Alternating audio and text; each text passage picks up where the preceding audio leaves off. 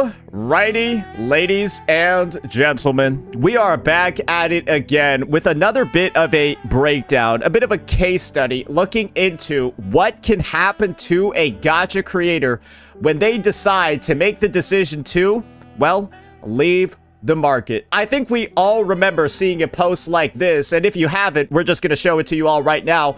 A post like this from way back in February by Mr. Mtashed. Yes, the guy who was known as the Genshin guy, the Klee guy, the person who was getting ruined on every banner and critiquing the game without fail. He said this: TLDR, done with gacha games. I'm going to be covering Marathon and playing with some of my old Destiny. It's another Bungie game as well. I will try and convert my main channel to Marathon, but due to covering so many games, it may fail. And we'll be making a new channel if needed. Yes, he made this announcement over here in February 2026. And as you can see from some of the videos that he's been posting very recently, right?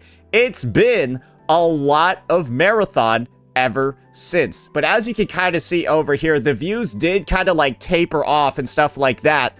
And, well, lo and behold, what do you see over here?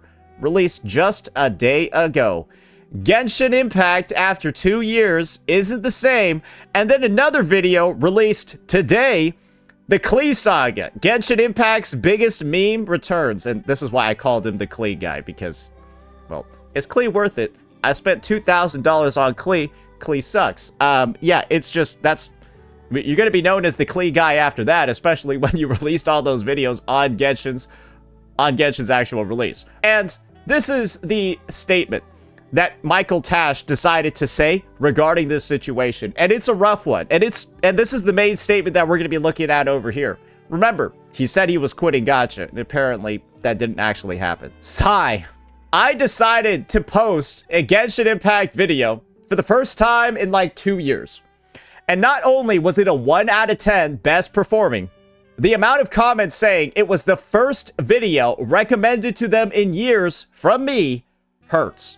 Actually might need to make a new channel. And as you're seeing over here, these are going to be some of the viewership statistics for that Genshin Impacto video that he had. And as you can see, the views on this one are diabolical, especially compared to the rest of the track record that he had on the channel, right? And you can see a whole day later, it is easily one of the best videos he's released in, let's just see how many months. Like literally 2 months. And so it's kind of clear what's going on over here, right? Mtashed built up a sizable amount, some could say even 90+% of his subscriber base in those early Genshin Impact days. Why don't we look at what the most popular videos are? You can see he was pulling millions, literally millions of views over here on just his Genshin Impact content. And that's where a huge part of his actual subscriber base is coming from, right? Those 913K subscribers. And the unfortunate realization that most people are going to have as they go through this content creation journey and, you know, maybe see the level of success that he has is that once you build up your audience base on just this one game, right? It can be really hard. It can be really rough to try to transition that audience elsewhere. And that's what he was looking to do over here. And, well, he's come to a bit of a realization himself. It makes sense. I got like 600K subs in 2 months when Genshin launched. It is the majority, the mass majority of subscribers on my channel. I then lost subs from older games and continued to replace them with gacha fans. I genuinely think this channel is trapped forever. And when you read this, right, I can't help but feel bad for the guy. This sounds like, bro, this sounds like a depressing series of messages. I feel like this is something that Mtashed has like an incredible talent for. Making you feel bad for him, because it's not even like he's blaming anybody, right? He's kind of just like blaming himself, and then he just reads as like super sad the whole fucking time. Like, and I think Mtashed, I don't think he's a bad dude, right? I think he's somebody that sometimes has some very, very, very incendiary opinions and stuff like that. And, you know, tends to seem a little bit inconsistent at times, especially knowing that He said he was done with gacha games, but I guess he was just... Maybe lying is a term that you could use. Maybe he just simply wasn't serious about the commitment over here. I heard he was playing Mongol Star Drive as well. I think it's clear what's going on over here. He's kind of cooked from the perspective of he can't let go of gacha, even if he doesn't actually want to play gacha anymore. Because Mtashed is known as the individual, right? He is known as the guy that hates gacha games because they don't let you grind infinitely. They have all of these restrictions. They're time-gated, stuff like that. And he's just a dude that wants to play video games, grind video games, and play them a lot. That's why, right? Games like Destiny 2, you can see over, he actually has a good number of views on that sort of content, right? Destiny 2, all of that. That's why games like Destiny 2, Marathon, all of that jazz, games where you can grind a lot, play a lot, right? That was up his alley. But naturally, it looks like the gacha part of his channel, the gacha part of his subscriber base, is doing a lot of damage to him in those pursuits. But I think this is the realization that needs to happen over here, and this is the part that's going to be really hard to let go. We all remember, right, this post over here that was calling out another former gacha creator in the space, right? Good old Tectone. How odd. Tectone deleted almost 1,800 videos. What did he delete? And as you can see over here, there was a purge done on his channel with the views. 296 million views gone. 296 million views gone from his public channel. That's a lot, right? Like, bro, that's almost 1 billion views, right? That's a lot of views gone. At first, people were just like, oh my gosh, is this like a result of like some legal order or something like that? Was he legally mandated to remove all these videos because he's been a bad boy? No, this was actually an experiment. This was actually a bit of a, well, there's a reason why I call this a case study. There's a hypothesis that he had. 7 to 8 days ago, my views started to taper off, and some of my viewers mentioned that they kept getting my old gacha videos recommended to them. So I privated over 1,700 videos that I felt were no longer relevant anymore. Since then, my viewership has gone through the roof, and my click-through rate became higher as well. Could be a complete coincidence, but I think I'm onto something here.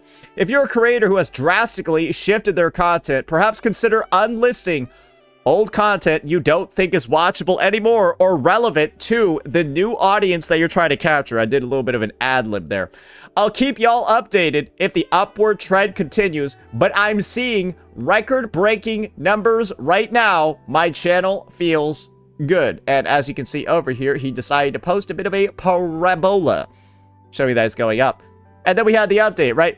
Good morning. Update. The channel is still absolutely exploding. I think I discovered something here. If you're a creator and want any assistance with your YouTube, DM me. I will not disclose anyone who DM'd IDGAF. I just want to help other creators grow. And as you can see over here, he's showing the growth in the subscriber base, right? And he's showing that continued uptick in the views as a result of detaching himself from gacha, detaching himself from the old types of videos that he used to do because, well, it's kind of like obvious, right? If you just look at Tectone's channel right now, he doesn't really cover anything gacha related anymore, right? He does not cover anything really gacha related anymore. Sometimes some mainstream gaming stuff, right? But not really gacha content. And as you can see, when you have like the new subscribers put in and there's so many videos over here, chances were people would watch him to see him shit on Mugen for being a cuck, right? People would watch him to see him shit all over Mugen for being like the biggest simp the space has ever seen, and then get recommended a video about how he got fucked in the ass by the staff of Homa. Kind of like doesn't jive up, right? Kind of doesn't really jive up with the type of content that he's doing right now. And a bit of feedback that I've gotten from a lot of people, especially when it comes to Tectone and his channel, is that a lot of his former viewers don't watch him anymore. And there's no problem with that. It's not like he's doing anything wrong, and it's not like his former viewers, right, are doing anything wrong either. It's simply due to the fact that his former viewers aren't actually interested in this type of content. They want to watch people getting fucked in the ass by the staff of Homa. That's what they want to watch instead. But he's not providing that anymore. And so what's going on over here is that this is simply a cleanse, right? To bring that new audience in. And that's why I said this video is a bit of a case study. Because that's what Mtashed didn't do, right? There's a reason why we went from Tectone to Mtashed, right? Because this dude over here, he still be having, right? This dude over here, he still be having all those 10x your damage. Genshin Impact DPS guide, 25 tips every player needs. Don't make these mistakes in Genshin Impact. And this is the situation, right? Somebody might be going on there and be like, oh, no, this guy's a crazy marathon streamer. 10 marathon tips? Hell yeah, let me go watch those. And then they get recommended this video about how to 10x your damage, and then you got this fucking anime girl with like an eye patch on the screen. It's like, wait, this ain't marathon. Who is this guy? I ain't clicking this shit. And then what's the end result? The click-through rates start dropping through the ground, all of that stuff, and there are, well, naturally, a lot of issues with transitioning that audience. And that's what we're seeing firsthand over here. And the unfortunate thing is that Mtashed has posted all of this stuff, but because of a bit of a situation that him and Tectone had over a VTuber, wait, that's literally what it was. Because of like a situation him and Tectone had over a VTuber, I don't think they're really on like talking terms. They kind of like don't like mention each other and stuff. Tectone posted this shit like on April 10th. Yeah, like 6 days ago. Like 6 fucking days ago, bro. And so if he's been keeping up with the space, he should kind of already know from Tectone's experience what the issue is over here. I don't think Mtashed needs to make a new channel. I don't think he needs to like go ahead, start from ground zero and do all of this shit. I just think he needs to private all of his fucking old videos. I think he just needs to private all of his old content. But that's going to be hard to do, right? Because then people are going to be out here speculating, saying shit like this. Huh? Why did Mtashed just lose millions of views and private all his videos? Is he having a mental breakdown? Is Mtashed having a bit of a mental breakdown? Is he having a personal crisis? And it's going to be bad, right? If that doesn't work out. You private all your videos, you do all of this shit, you basically soft reset, reboot your channel, and then get into the content that you actually want to make, right? It's a risk still. You can't necessarily just hope that it's going to happen, that it's going to be a success, because what if you do this and it's just marathon, people just don't want to fucking watch it, and that's why the videos aren't doing well. You gotta like know that what you're transitioning to and that what your new focus is, right? You gotta know that it's actually going to pop off, that it's actually going to be successful. And that's rough. That's tough, especially in the gaming space, when we know that there have been so many games that have been hyped up to such a massive degree that are just complete abject fucking failures. Like, bro, how much do you think Arknight's Enfield actually ruined people's careers? Dude, that game was the biggest bait and switch. That game was literally the biggest fucking L I think I've ever seen a developer make. And of course, content creators make too. Because just imagine, right, that a game that got this hyped up, that had this much marketing, that had this much exposure, just looks like a fucking crypto scam. This game and its viewership on YouTube, its popularity in YouTube searches, by the way, bro, it looks like a fucking crypto scam. I don't know how else to describe it. An actual pump and dump. You go to web search. Bro, nobody cares about this game. I've never seen a rug pull like this to such a massive degree. And you all know what the crazy thing is, bro? This is a game in the gacha space, right? Bro, you can put in every other gacha game, and they're more popular. Bro, Zenless Zone Zero is more popular. Bro, Honkai Star Rail, on its anniversary, right? Naturally gonna be more popular, right? And then you put in Wuthering Waves on the most filler patch of filler patches ever, right? And guess what? It's more popular. And this is with that insane launch over here, right? That giga ad boosted, incredible revenue launch, right? Oh my god! Oh my god! That's AKE. I have never seen such a shit game ever. And there were so many content creators, right, that were banking on this, that were transitioning, jumping ship, right, out of other gachas. They're like, oh, time for me to stop making CZZ content. I'm gonna do Enfield. Time for me to stop making HSR content. I'm gonna do Enfield. And also try to copyright strike someone at the same time. Time for me to stop making Wuthering Waves content. I'm gonna do Enfield. How'd that work out for them, bro? Bro, how did that work out for them, bro? It's all fucked. It's all ruined. And now we have people, right, that are going back to mainstream, right? We got creators that were all in on Enfield, right? Now they're back doing sponsored videos for HSR. That's the reality of a game like this, where it actually just ruined people's careers because people believed in it so much and it under-delivered. And so imagine being the person, right, that does what Tectone over here did, where they delete all those old videos, right? Or not delete, they private them, right? Do all of that shit. But the game you go to is one like Enfield, and then it doesn't pan out. Pack it up, bro, right? Maybe at that point, maybe your entire channel is just dead at that point. And that's why people don't want to take this risk, right? That's why people don't even want to put in the effort into starting a new channel. Because it could just not pan out and feel like an absolute complete waste of fucking time. And that's why you see the sort of like flip-floppy behavior over here, right? Where we're saying, we're done with gacha games. But then we end up coming back anyways. Because this shit, right? Losing when you've built up over like 5 years, that shit is scary, bro, right? You don't know, right, if the new audience is going to be there. You don't necessarily know, right, if everything that you have is just going to disappear. Bro, transitioning your channel, going to a new gacha game, it's like being the president of Venezuela. One day you're going to wake up and like everything is just gone because this space is volatile. And if your shit doesn't work out, we have a lot of creators to look at in gacha right now that are getting fucked. A lot of them. It's ugly right now. People aren't very happy. There's a lot of people doing a bunch of random shit right now.